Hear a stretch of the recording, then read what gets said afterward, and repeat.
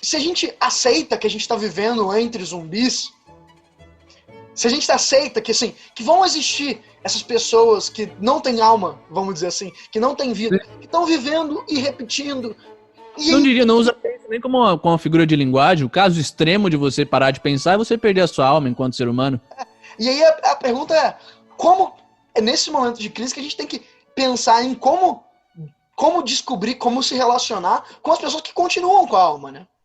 Sim.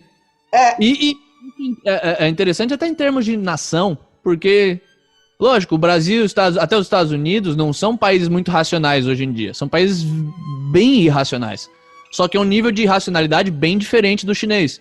Ou do russo, por exemplo, sabe? Então, como que a gente pensa a relação não só entre indivíduos dentro de uma mesma nação, mas repensa a nossa relação com a China. Eu sempre fui contra o comércio com a China, eu sempre fui contra a relação política com a China que não seja uma de guerra e de conflito, justamente porque eu percebo que eles são um risco para nossa política e para nossa economia. Só que, como que a gente pensa agora isso num contexto de um risco biológico também? Tipo, precisamos, enquanto sociedade, cortar relações comerciais e acabou. Não dá para ficar importando coisa da China, não dá para ficar dependendo economicamente da China, porque isso é depender de trabalho escravo, e trabalho escravo é, por sua natureza, autodestrutivo.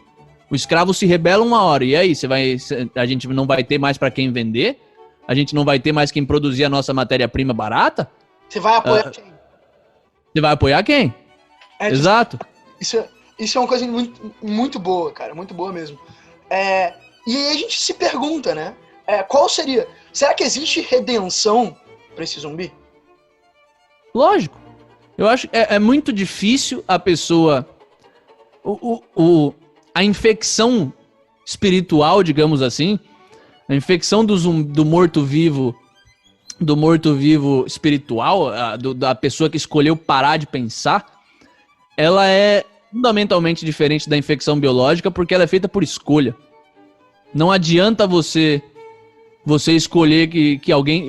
não adianta você escolher não se infectar pelo coronavírus. Se alguém que tem coronavírus tossir em você vai pegar o vírus e acabou. Não existe escolha. Agora, essa infecção que a gente está falando a infecção prévia ao coronavírus, a infecção espiritual, ela é uma que você tem sempre a última palavra no que diz respeito a ela. Sim, uma situação na qual você está em uma sociedade onde ninguém pensa, onde as pessoas te punem por pensar, onde a ação racional leva a resultados ruins por fatores sociais, é um ambiente extremamente tóxico. Ele vai se tornar muito mais fácil para você parar de pensar. Se você, por exemplo, tem uma família que tem muita condição financeira e ao mesmo tempo ainda... eu tô esquecendo as palavras em português, velho, tá osso aqui. Como que falei, neighbor? Ao mesmo tempo é passivo com suas irracionalidades, sabe? É permissivo, não só permissivo como incentiva. É muito mais fácil para um indivíduo que tá nessas condições se tornar irracional. Por quê? Porque você não tem um contato direto com as consequências das suas ações. Assim, você age de forma irracional e demora décadas para sentir o efeito disso. É difícil de fazer essa conexão. A mesma coisa para você estar numa sociedade que é amoral.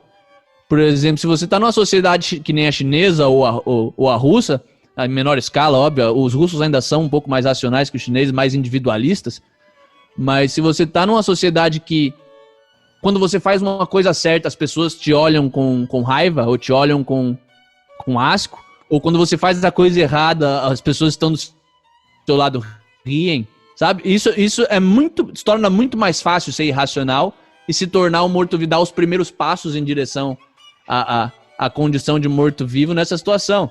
Mas a última escolha é sempre sua. Você sempre falar, não, isso aqui tá errado. Isso aqui eu não aceito isso. As pessoas ao meu redor estão erradas por causa disso e disso e disso. O ato de curar, é justamente o ato de perceber que a causalidade humana e a causalidade interna humana é dependente dessa escolha, não é?